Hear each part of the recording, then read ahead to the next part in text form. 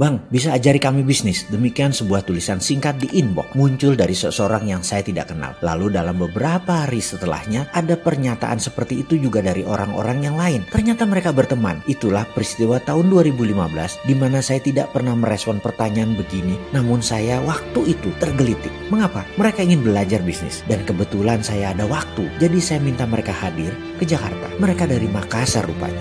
Hebatnya lagi, mereka ber-33 hadir di Jakarta. Singkat cerita, mereka curhat. Mereka punya hutang 16 miliar. Aset mereka hanya 18 miliar. Omset total bisnis mereka per tahun 7 miliar. Gak cukup bayar cicilan pinjaman mereka. Ternyata mereka bukan meminjam dari bank atau menyicil ke lembaga keuangan. Inilah yang bikin pusing. Mereka ini korban dari seorang pengajar yang mengajarkan bahwa berhutang itu dalam bisnis oke. Namun cara mengajarnya brutal. Akhirnya anak-anak ini meminjam mertua, pinjam paman, pinjam calon mertua, pinjam uang pacar, dan banyak lagi orang yang jadi korban tanda petik mereka. Sejarah mereka adalah tukang jual pulsa di awalnya di pinggir jalanan di kota Makassar. Namun berbisnis 5 tahun membuat mereka di posisi saat ini. Berhutang, aset pas-pasan, omset tak cukup bayar cicilan. Ribut dengan pemilik aset yang asetnya mereka pinjami. Itu aset 18 miliar bukan aset mereka kecuali 16 miliar terbayar lunas. Baru yang 18 miliar adalah milik mereka. Bidang usahanya 3 macam.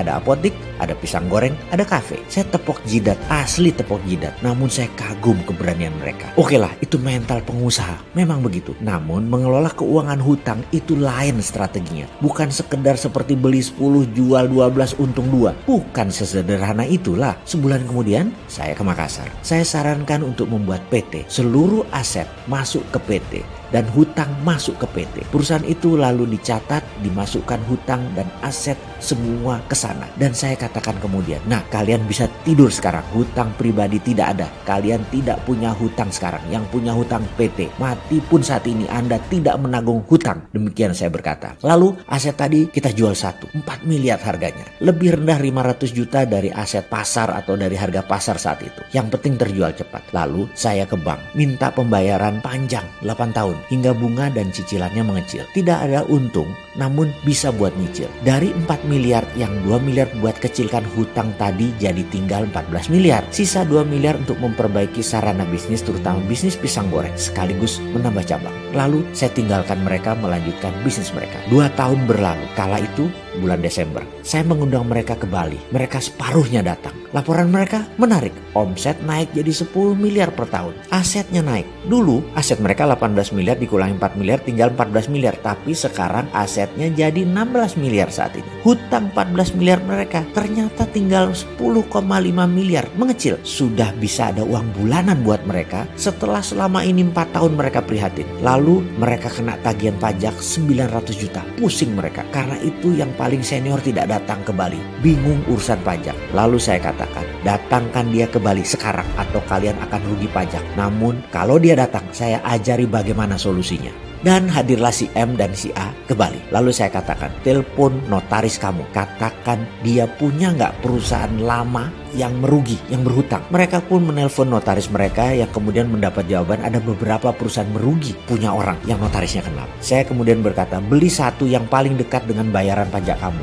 Ternyata harganya murah, hanya 8 juta. Dibelilah perusahaan tersebut. Hutangnya tidak kita beli ya, yang kemudian pembukuannya dibuat. Di mana 1,5 miliar usaha tadi buat usaha yang merugi atau buat membiayai perusahaan yang merugi tadi. Sehingga angka keuntungan yang harus dibayar pajak 900 juta bisa tinggal 50 juta. Happy anak-anak itu. Dengan komentar, oh begitu ya Bapak. Kenapa Bapak punya perusahaan banyak dan ada yang rugi lagi? Ternyata itu buat ngurangi pajak. Ya begitulah. Demikian saya katakan kepada mereka yang lalu mereka tanya lagi, Pak, ke depan bagaimana? Buset dah lu, nanya melulu. Kalian emang ada rencana mau buat bisnis apa? Kami mau bangun restoran bebek bang. Demikian mereka mengurai rinci yang feeling saya mengatakan, bagus. Kamu perlu modal kan? Bagaimana caranya? Sini, kalian ini pengen cepet aja. Sini, saya lakukan financial engineering. Perusahaan ini kan sekarang nilainya asetnya 16 miliar, hutangnya 10,5, omsetnya 10 miliar setahun. Bener ya? Oke, kita stretch sekali lagi. Sisa 5 tahun tadi ditarik jadi 8 tahun sehingga cicilannya per bulannya mengecil. Lalu top up hutang tadi dari 10,5 miliar naikkan 12 miliar, kita pinjem 1,5 miliar. Bangun 1 miliar restoran bebek cukup kan? Yang 500 juta buat jaga-jaga cash flow. Padahal omset 10 miliar setahun, pinjam 12 miliar, 8 tahun lunas juga. Dan ini ada 1,5 miliar free cash flow. Harusnya gila bisnis kalian ke depan. Apa yang terjadi 1,5 tahun kemudian? Yaitu pertengahan tahun lalu, sewaktu saya ke Makassar. Restoran bebeknya punya 2 cabang. Omset total mereka saat ini 13 miliar per tahun. Aset mereka naik sekarang menjadi 18 miliar dan hutang mereka turun menjadi 10 miliar. Saya pun sarankan, jual 1 ruko bisnis mereka yang paling tidak produktif dan bayarkan hutang mereka. Setelah 1 ruko dijual 2,5 miliar, hutang mereka jadi 7,5 miliar. Asetnya jadi 15,5 miliar, omset 12,5 miliar per tahun. Secara perhitungan mereka akan lunasi dalam 3 tahun lagi yang 7,5 miliar tadi. Aset mereka 3 tahun lagi harusnya kena lah 22 miliar. Masih punya omset 12 sampai 13 miliar lagi per tahun. Inilah kisah nyata strategi financial engineering di kala bisnis susah. Semua ini dapat disimpulkan untuk masa sekarang jika sahabat bisa memirrornya. Oke sahabat, jadi kesimpulan strategi tetap bertahan di tengah krisis keuangan kita sarikan menjadi 1. Perpanjang tenor pinjaman jadi lebih panjang. 2. Perbaiki tax planning usaha Anda. 3. Perbaiki bisnis dan hanya fokus di bisnis yang paling menguntungkan. 4. Jangan lepas aset kecuali ada bisnis yang untung menggantikannya. 5. Ekspansi di saat ekonomi naik dan boom. 6. Jangan bangun bisnis baru di masa sulit atau resesi.